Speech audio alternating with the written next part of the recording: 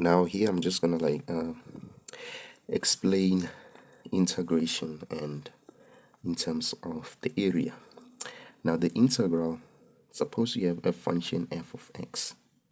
Suppose you have a function f of x, and this function must be continuous on a certain interval. Suppose it's continuous on a certain interval, and along that interval we're looking for the area from a to b, from x equals a to x equals b.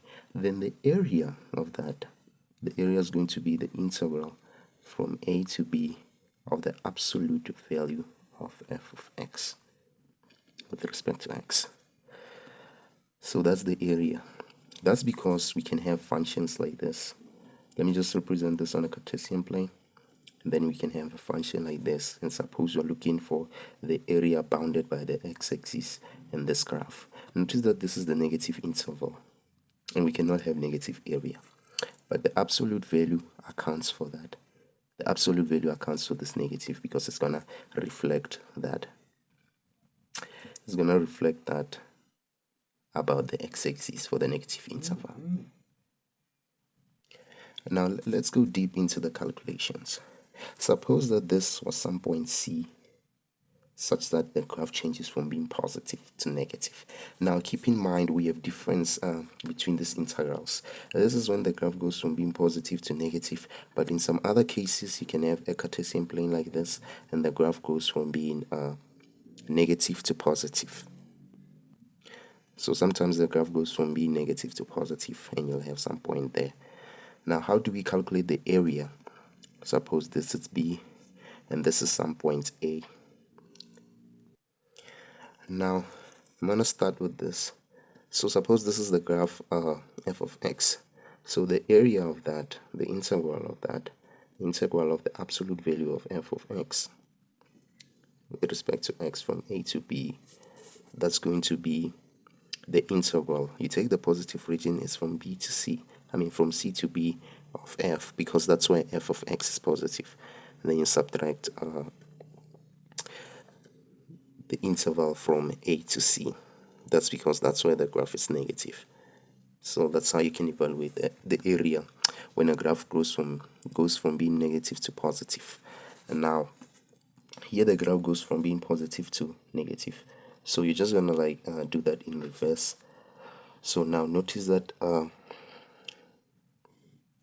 so we're going to have the integral from a to b, because here we'll have some point b and here will be some point a, of the absolute value of f of x with respect to x. This is going to be, now this is the positive region of that. This is the positive region of that. So you're going to have the integral from a to c of f of x with respect to x minus the integral from b to c of f of x. Notice that they just swapped because this graph goes from being positive to negative and this one goes from negative to being positive. So that's how you can evaluate this integral. That's how we can calculate the area bounded by the x-axis in this function. Now let's get deep into calculations of that. Now suppose we have a graph minus x plus 6 and we're looking for the area bounded by this graph and the x-axis from 0 to 8, from x equals 0 to x equals 8. And then that means we have to take the integral from 0 to 8 of the absolute value of minus x plus 6. Now when we take that integral, we take the positive region and it's positive from 0 to 6. This integral is positive from 0 to 6. So we'll have 0 to 6 of what? Of minus x plus 6 dx. Then you subtract the negative region. And the negative region is from 6 to 8. Then you have minus x plus 6 dx. Now the integral of minus, you just integrate this, minus x plus 6, the integral of that, this is going to be minus x squared over 2 plus 6x. Then we integrate that from the interval 0 to 6, and then we subtract that integral minus x squared over 2 plus 6x. Then that we integrate from 6 to 8. Now it's just a matter of like evaluating this integral now. So we're going to have 6 squared, which is 36. 36 divided by 2 is going to be 18. So you have negative 18 plus 36. So the answer is going to be 18. Then you subtract the lower value here. It's gonna be 0. So we'll have 18 minus 0 for this integral. Then you subtract the value from this integral. Now we already evaluated that at 6 is going to be 18, so we already know that we have to subtract 18 from that. And now we have to evaluate that at 8. Now 8 squared, that's 64. 64 divided by 2, that's 32, and you'll have minus 32. Now 6 times 8, that's going to be 48. So you'll have negative 32 plus 48. So when you add the 2, you're going to have 16. So you'll have 16 here. So you further evaluate that. So this is going to be 18. Then 16 minus 18, that's negative 2. So you'll have 18 minus into negative 2. And then here you'll just have 18 plus 2. And then that's going to be 20. So that makes the area bounded by this graph and the x-axis to be 20. So the sum of these areas will be 20. So keep in mind, the whole point is that you take the positive region and you subtract the negative region. So that's still the same formula in this case. But okay, let me just do an example where the graph goes from negative to positive, because this one, it goes from positive to negative. Now let's calculate the area bounded by the graph y equals x squared and the x-axis from the interval x0 to x equals 4. Notice that this function is 0 at 2, so that's the point that we have to take into consideration.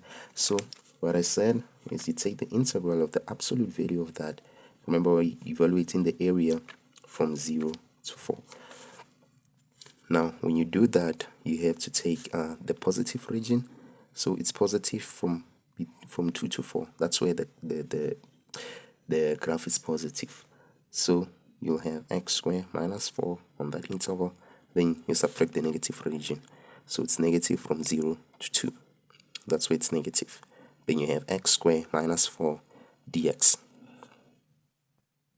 So now it's just a matter of evaluating that integral. So you integrate, so you'll have x to the third over 3 minus 4x from the interval 2 to 4.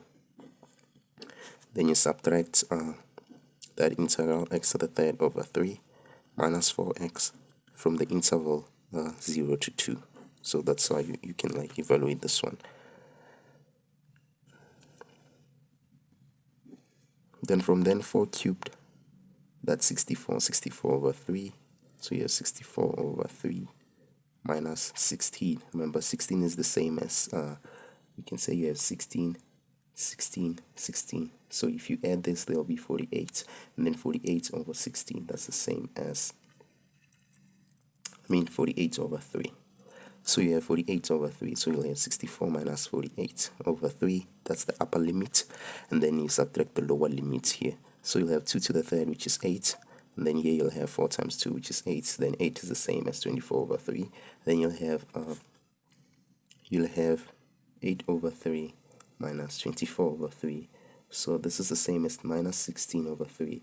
Then you'll have negative into negative, which will be positive 16 over 3. Then you subtract. We already evaluated the limit at 2. It's going to be minus 16 over 3.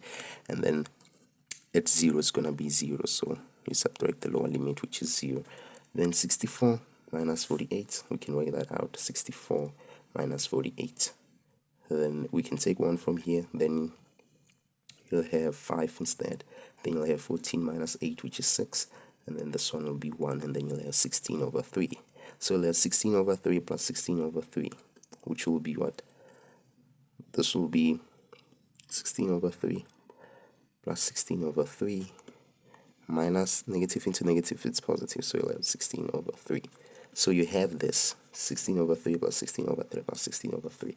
So this is just going to be 16 by 3 divided by 3, which will just be 16. So we can evaluate that area here, and then we'll get that area to be 16 square units if we evaluate that area. So that's how you can evaluate the area bounded by the x-axis in the graph. But if you have two functions, like this, suppose we have this function and then we have this function. Suppose we have functions like this. If you're looking for this area here, suppose this is f and this is g. So you're going to take the integral of the upper function and subtract the integral from the lower function. So basically find the area bounded by f and the x-axis, and you subtract the area bounded by g and the x-axis. So that's how you can evaluate the area here.